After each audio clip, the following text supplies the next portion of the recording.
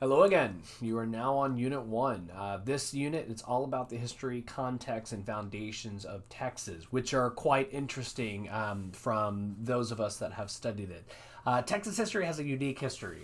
We actually came into the United States under auspicious circumstances. Most of those that actually started off in Texas left the United States before they colonized in Texas.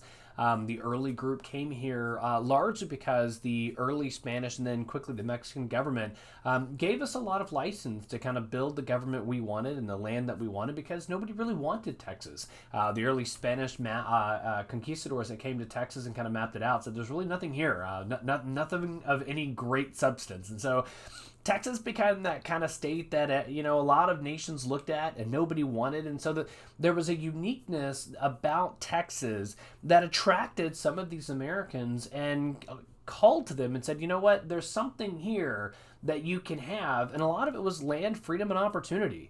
That nobody kind of watched you and made you do something that they wanted you to do. Back in the federal government, we had a lot of landed interests that were already progressing west and really frustrating a lot of the western settlers, a lot of the pioneers that went west. They had this kind of federal government, the banks, the industry kind of following them with legal requirements, with notes, with land management that they had secured treaties for that land from some of the Native American groups, and then they claimed ownership to this land that some of these pioneers had worked the land, had developed cabins on there, developed households on there, and they were essentially being told to pay up rent or get off. And so some of these elements, some of these individuals were kind of forced to look somewhere else. And if they continued to go west, well, what guarantee did they have that this same kind of progressive federal government wasn't going to follow them? And so Stephen F. Austin was able to round up the early 300 individual that said, you know what, I want to go somewhere else where I'm allowed to be alone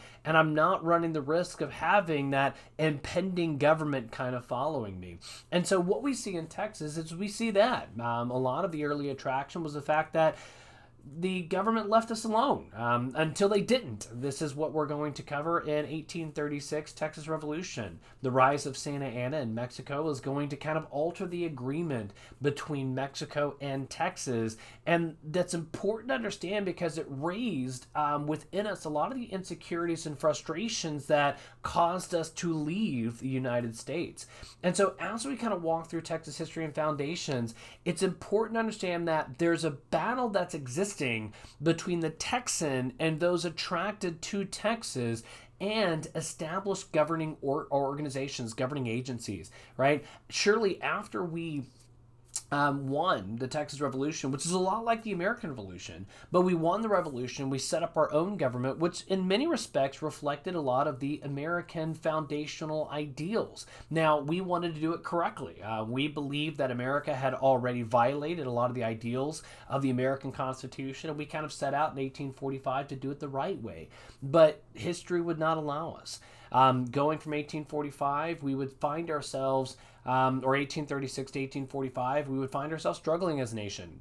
America won't really accept the legitimacy of Texas. Mexico won't accept the legitimacy of Texas. And so there's bigger players on the global scale that's preventing Texas from becoming what we want to become. And so we're kind of caught between a rock and a hard place. Mexico, like I said, never accepts the victory of 1836, never acknowledges that Texas is a free and independent nation. And America is very hesitant to really align themselves with Texas because if they align themselves with Texas, then it could frustrate international relationships with Mexico and to an extent Spain.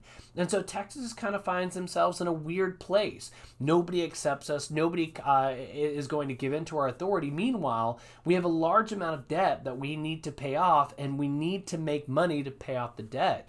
But we can't because nobody's willing to trade. And so it's just a frustrating environment to be in. Ultimately, Texas is going to be forced into a union with the United States, which does bring about a war with Mexico.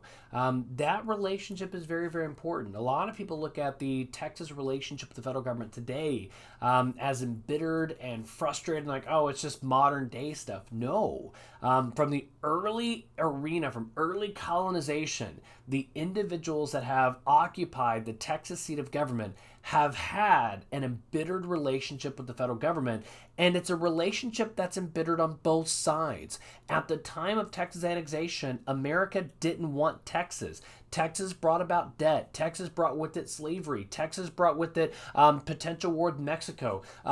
Texas had a lot of downside. And remember, at the time, Texas wasn't what Texas is today. Texas was still the land at the time that nobody wanted, was this free, open grassland that really didn't have a lot of value. And so when Texas wasn't valuable, nobody really wanted it.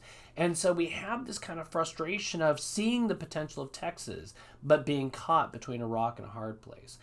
As we progress in, we're ultimately going to have to join the United States, and then we pull away with the Confederacy. And as you know, the Confederacy loses the war. And after the war, the Confederacy is going to be broken to the will of the federal government, which once again is going to exacerbate that relationship between the Texas state officials and the federal government. It is very, very, very important to understand that transition. A lot of people want to jump into the Texas government, and they want to jump in and simply look at the Constitution as it is written. They want to see how our government operates within the black and white text of its documents. And I think that is half the story. The text merely reflects the context of the time. By looking at the text, we are given kind of an insight on how the Texans felt at the time they adopted this text that we look at. So as we look at this element in Unit 1, we really have to take Texas through early colonization, through the population increases, through all of these frustrating exchanges between the Mexican government, the federal government, the Civil War, ultimately leading us up to the 1876 Constitution, which is the Constitution we operate under still to this day. And that's a Constitution that was written in a very tumultuous time. It was written in a frustrating time. It was on the heels of an election that was by no means a non-contentious election. Many times we think of the elections today as being contentious. We're coming out off of the Biden-Trump election of 2020. You're like, wow, that was a contentious election. The 1873 election between Koch and Davis is going to be contentious to the point that both sides are going to occupy the Capitol at one point and effectively risk all-out war in order to take back control of Texas. And so there's a lot of frustration, there's a lot of anger, there's a lot of animosity. But when Texans do take back control of their government, they develop a constitution, and that constitution is going to have a single theme. We don't trust government.